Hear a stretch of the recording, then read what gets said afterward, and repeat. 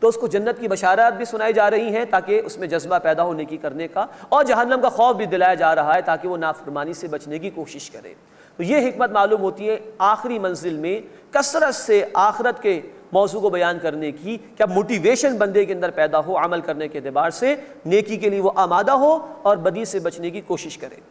سورہ قاف اللہ کے رسول صلی اللہ علیہ وسلم کی پسندیدہ صورتوں میں سے ایک صورت ہے۔ آپ عید کی نمازوں میں اس کی تلاوت فرماتے تھے، جمعے کے دن بھی تلاوت فرماتے تھے، اور فجر کی نماز میں بھی آپ صلی اللہ علیہ وسلم اس کی تلاوت کا اہتمام فرماتے تھے۔ اس کے پہلے رکوع میں انشاءاللہ ہم دیکھیں گے کہ اللہ تعالیٰ کی صفت قدرت کا بیان ہے، اور اسی طرح اللہ تعالیٰ دوبارہ زندگی عطا فرمائیں گے، اس کے حوالے سے گفتگو بھی آئے گی، اور گزشتہ نافرمانوں کا اللہ تعالیٰ نے ذکر کیا ہے۔ قاف یہ حروف مقطعات میں سے ایک حرف ہے، اصل معنی اس کے اللہ کے علم میں ہے۔ والقرآن المجید، اور قرآن مجید کی قسم، یہ قسم کھائی جا رہی اس بات پر کہ نبی صلی اللہ علیہ وسلم اللہ کے رسول ہیں۔ بل عجیبوا ان جاءہم منذر منہم، بلکہ انہوں نے تعجب کیا کہ ان کے پاس ایک خبردار کرنے والا انہی میں سے آیا۔ تعجب یہ کہ ایک انسان کو اللہ نے رسول بنا دیا۔ فقال الکافرون ھذا شیء عجیب، بس کفر کرنے والوں نے کہا کہ یہ تو بڑی عجیب بات ہے۔ اذا متنا وکنا ترابا، کہ جب ہم مر جائیں گے اور مٹی مٹی ہو جائیں گے، ذالک رجع بعید، یہ لوٹنا تو بہت دور کی بات ہے۔ یہ منکرین آخرت کا بیان ہو رہا ہے کہ کیسے ممکن ہے کہ دوبارہ زندگی ہمیں دے دی جائے۔ اب اللہ تعالیٰ اپنی شان بیان کر رہے ہیں۔ قد علمنا ما تنقص الارض منہم، یقیناً ہم جانتے ہیں جو کچھ زمین کم کرتی ہے ان میں سے، یہ دفنا دیے گئے ہیں زمین میں، تو ان کا جو ایک ایک ذرہ ذرہ کم ہو رہا ہے وہ اللہ کے علم میں ہے۔ وعندنا کتاب حفیظ، اور ہمارے پاس ایک محفوظ کتاب ہے، ہر شے ان کے اعمال کے حوالے سے اس میں طے شدہ لکھی ہوئی ہے۔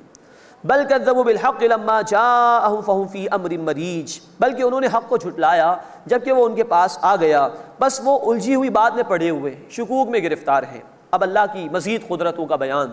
افلم ينظروا الى السماء فوقهم كيف بنيناها وزيناها وما لها من فروج، کیا وہ اپنے اوپر آسمان کی طرف نہیں دیکھتے، کیسے ہم نے اس کو بنایا اور اس کو کیسے آراستہ کیا مراد ستاروں سے، اور اس میں کوئی شگاف تک نہیں ہے، کوئی رخنا کہیں نہیں ہے۔ والارض مددناها والقینا فیہا رواسیا وانبتنا فیہا من کل زوج بہیج، اور ہم نے زمین کو پھیلایا اور اس سے پہاڑ جمائے اور اس میں ہر قسم کی خوشنما چیزیں اگا دیں، کیا یہ دیکھتے نہیں اس کو؟ تبصرۃ وذکریٰ لکل عبد منیب، ہر رجوع کرنے والے بندے کے لیے بصیرت ہے اور نصیحت ہے۔ ان پر غور و فکر کر کے اہل ایمان تو مان لیتے ہیں کہ جو اللہ یہ سب کچھ کرنے پر قادر ہے وہ دوبارہ زندگی عطا فرمانے پر بھی قادر ہے۔ وَنَزَّلْنَا مِنَ السَّمَاءِ مَاءً مُبَارَكًا، اور ہم نے آسمان سے برکت والا پانی اتارا یعنی بارش۔ فَأَنبَتْنَا بِهِ جَنَّاتٍ وَحَبَّ الْحَصِيدِ، پھر ہم نے اس سے باغات اگائے اور وہ اناج بھی کہ جو کاٹا جاتا ہے۔ وَالنَّخْلَ بَاسِقَاتٍ لَهَا طَلْعٌ نَضِيدٌ، اور بلند و بالا کھجور کے درخت جن کے تہ بتہ خوشے ہیں، ایک ایک خوشے میں 50 کلو کھجور اللہ پیدا کر دیتا ہے، اور ایک ایک درخت پر نہ جانے کتنے خوشے ہوتے ہیں۔ ذرا غور کرو اللہ کی قدرت کے اوپر، اللہ کی نشانیوں پر۔ رزقا للعباد، رزق ہے بندوں کے لیے۔ وَأَحْيَيْنَا بِهِ بَلْدَةً مَيْتًا، اور ہم نے اس سے یعنی بارش سے مردہ زمین کو زندہ کیا۔ كَذَلِكَ الْخُرُوجِ، اسی طرح نکلنا ہوگا، جیسے یہ مردہ زمین اللہ اس کو زندہ فرما دیتا ہے، تم مر جاؤ گے تمہیں بھی اللہ ہی زندگی عطا فرمائے گا۔ اب گزشتہ نافرمانوں کا تذکرہ۔ كذبت قبلهم قوم نوح واصحاب الرس وثمود، ان سے قبل جھٹلایا نوح علیہ السلام کی قوم نے اور اہل رس، یہ مراد ہے کنویں والے، لیکن ان کے اصل حالات تفصیل سے معلوم نہیں تاریخ میں۔ وثمود، اور قوم ثمود نے بھی جھٹلایا۔ وعاد وفرعون واخوان لوط، اور عاد اور فرعون اور لوط علیہ السلام کے بھائیوں نے یعنی ان کی قوم نے بھی جھٹلایا۔ واصحاب الایکہ وقوم تبع، اور ایکا کے رہنے والے یعنی قوم شعیب اور قوم تبع نے بھی جھٹلایا، یہ یمن میں قوم گزری ہے۔ کل کذب الرسل فحق وعید، ان سب نے رسولوں کو جھٹلایا بس عذاب کا وعدہ ثابت ہو گیا، وہ برباد کر دیے گئے۔ افعینا بالخلق الاول، تو کیا ہم پہلی مرتبہ پیدا کرنے سے تھک گئے ہیں؟ نہیں، بل ہم فی لفظ من خلق جدید، بلکہ وہ دوبارہ تخلیق کے بارے میں شک میں پڑے ہوئے ہیں۔ اس کے بعد اس سورہ مبارکہ کا دوسرا رکوع ہے، اس میں اللہ کی صفت علم کا بیان ہے کہ اللہ بندوں کے اعمال سے واقف ہے، اور روز قیامت جو بندوں سے پوچھ گچھ ہوگی اس کا ذکر بھی اللہ تعالیٰ نے فرمایا ہے۔ وَلَقَدْ خَلَقْنَا الْإِنسَانَ وَنَعْلَمُ مَا تُوَسْوِسُ بِهِ نَفْسُهُ، اور یقیناً ہم نے انسان کو پیدا کیا اور ہم جانتے ہیں جو وسوسے گزرتے ہیں اس کے نفس میں۔ وَنَحْنُ أَقْرَبُ إِلَيْهِ مِنْ حَبْلِ الْوَرِيدِ، اور ہم تو انسان کی شہرک سے بھی زیادہ اس کے قریب ہیں۔ یہ ہے اللہ کی قربت کا معاملہ۔ تو بچ کے کہاں جائے گا انسان؟ ایک ایک عمل، ایک ایک قول جو بندے کا ہے وہ اللہ کے علم میں ہے، تو اللہ بندے کی شہرک سے بھی اس کے زیادہ قریب ہے۔ گویا جتنا ہم اپنے آپ سے قریب نہیں ہیں، اللہ ہم سے اس سے کہیں گنا زیادہ ہم سے قریب ہے، ہماری ایک ایک بات، ہمارے ایک ایک عمل سے وہ واقف ہے۔ اذ يتلقى المتلقيان عن اليمين وعن الشمال قعيد، اور جب دو لینے والے مراد لکھنے والے لے لیتے ہیں، ایک دائیں سے اور ایک بائیں سے بیٹھا ہوا، یہ اشارہ ہے کرامن کاتبین کی طرف، جنہیں اللہ تعالیٰ نے مقرر فرمایا ہمارے اعمال کی ریکارڈنگ کے لیے۔ ما يلفظ من قول الا لديه رقیب عتید، کوئی بات انسان نہیں نکالتا مراد زبان سے مگر اس کے پاس ایک چوکس نگہبان تیار ہوتا ہے، ہر قول اس کا ریکارڈ کیا جاتا ہے۔ وجاءت سکرۃ الموت بالحق، اور موت کی سختی آ گئی حق کے ساتھ۔ ذالک ما کنت منہ تحید، بے شک یہ ہے جس سے تو گریز کرتا تھا۔ یہ موت کی سختی بہت ہی سخت شے ہے۔ حضرت ابوبکر صدیق رضی اللہ تعالیٰ عنہ فرماتے ہیں جب اللہ کے رسول صلی اللہ علیہ وسلم کی موت کا وقت آیا تو آپ پڑھ رہے تھے لا الہ الا اللہ ان للموت سکرات ان للموت سکرات، اللہ کے سوا کوئی معبود نہیں، بے شک موت کی سختی ہے، بے شک موت کی سختی ہے۔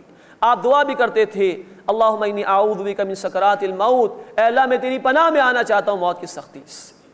یہ ہے بڑا سخت مرحلہ انسان کے لیے، اللہ ہمارے لیے آسان فرمائے۔ ذالک ما کنت منہ تحید، یہ ہے وہ جس سے تو گریز کرتا تھا۔ ونفخ فی الصور، اور سور پھونکا جائے گا۔ ذالک یوم الوعید، یہ ہے وعید یعنی ڈراوے کا دن۔ وجاءت کل نفس معها سائق وشہید، اور ہر شخص حاضر ہوگا، اس کے ساتھ اسے ایک ہانکنے والا چلانے والا ہوگا اور ایک گواہی دینے والا ہوگا، دو دو فرشتے ہوں گے۔ لقد كنت في غفلة من هذا، یقیناً تو اس سے غفلت میں تھا۔ فكشفنا عنك غطاءك، تو ہم نے تجھ سے تیری غفلت کا پردہ ہٹا دیا ہے۔ فبصرك اليوم حديد، بس تیری نظر آج بڑی تیز ہے، دیکھ لے جو تجھ سے وعدہ کیا گیا تھا دنیا میں وہ پورا ہو گیا۔ وقال قرینہ، اور کہے گا اس کا ہم نشین یعنی ایک فرشتہ، ھذا ما لدی عتید، یہ ہے جو میرے پاس یہ حاضر ہے، یعنی اس کا اعمال نامہ وہ فرشتہ پیش کر دے گا۔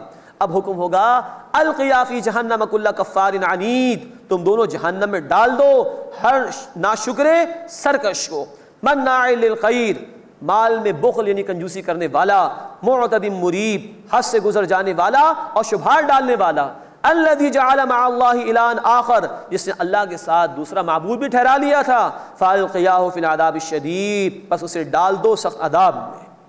اللہم اجرنا من النار، اے اللہ ہمیں آگ کے عذاب سے محفوظ فرما۔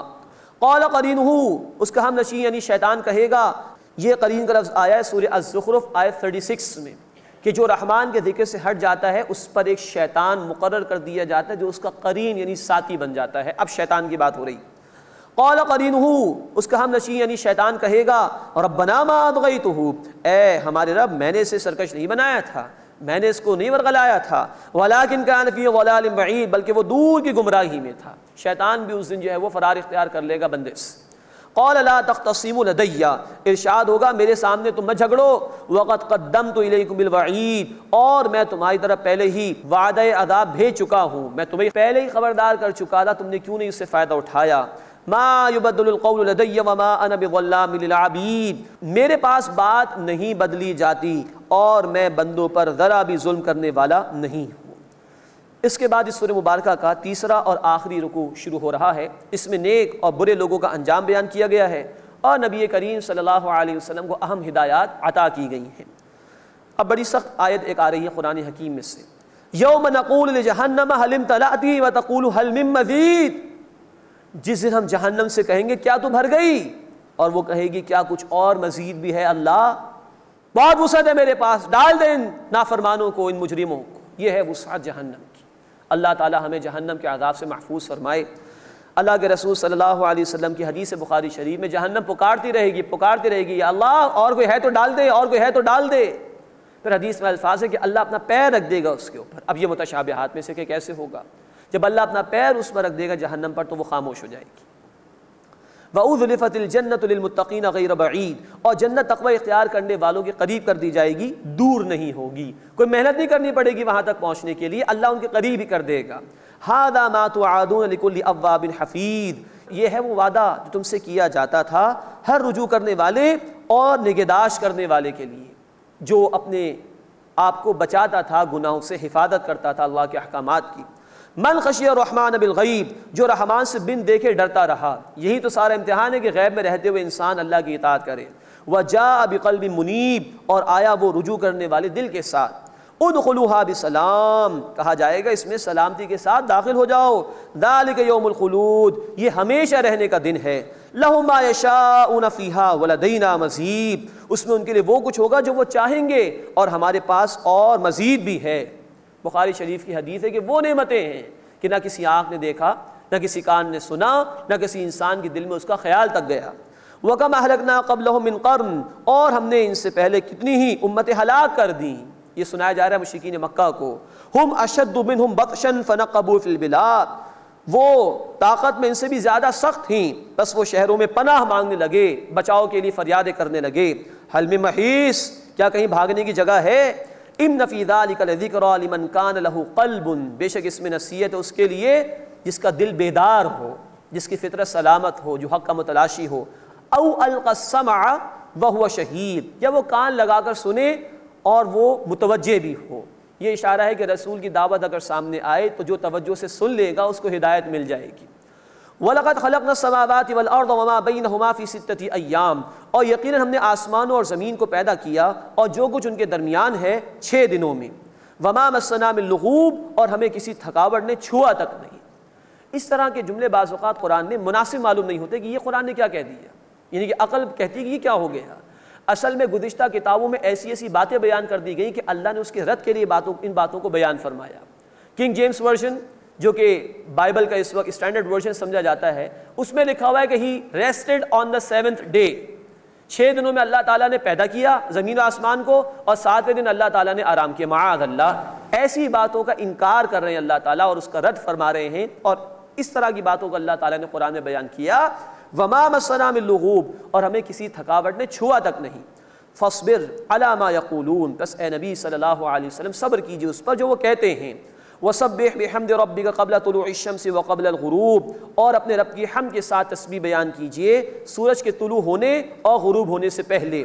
وَمِنَ اللَّيْلِ، اور رات میں بھی، فَسَبِّحْهُ وَأَدْبَارَ السُّجُودِ، اس کی تسبیح بیان کیجئے اور نمازوں کے بعد بھی۔ ابن کثیر رحمۃ اللہ علیہ کی رائے یہ ہے کہ ابتداً فجر اور عصر کی نمازیں فرض کی گئی تھیں، اور قیام اللیل جو کہ فرض تھا رسول اکرم صلی اللہ علیہ وسلم پر، اس کی طرف اشارہ ہے۔ اور مزید کہا گیا کہ نمازوں کے بعد بھی ذکر کرنا چاہیے، جیسا کہ احادیث مبارکہ میں مختلف اذکار اور مختلف دعائیں ہمیں سکھائی گئی ہیں، تو نمازوں کے بعد بھی اللہ کے ذکر کا اہتمام کرنا چاہیے۔ تو ان حالات میں کہ جب مخالفتیں ہو رہی ہیں، اللہ کے رسول صلی اللہ علیہ وسلم کو اللہ سے تعلق قائم کرنے کا، اللہ کی تسبیح بیان کرنے کا حکم دیا جا رہا ہے۔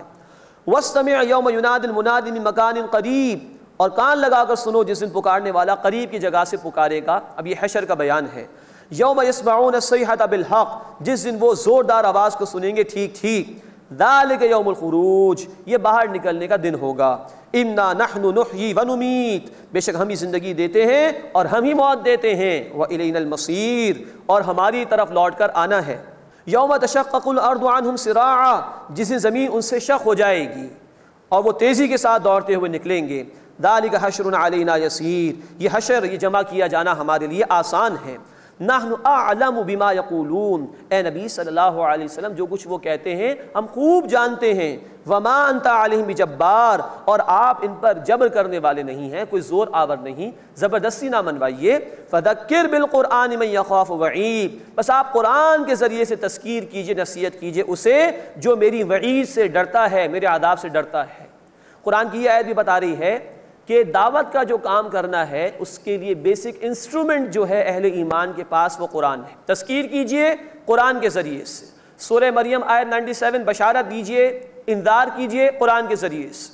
سورہ المائدہ آیت 67 تبلیغ کیجئے قرآن کی۔ سورہ الفرقان آیت 52، اے نبی بڑا جہاد کیجئے مکے میں رہتے ہوئے قرآن کے ذریعے سے۔ تو قرآن سب سے بڑا بیسک انسٹرومنٹ ہے دعوت کا۔ اللہ ہمیں خود قرآن کو سمجھنے کی اور اسے انسانیت تک پہنچانے کی توفیق عطا فرمائے۔ وآخر دعوانا الحمد للہ رب العالمین۔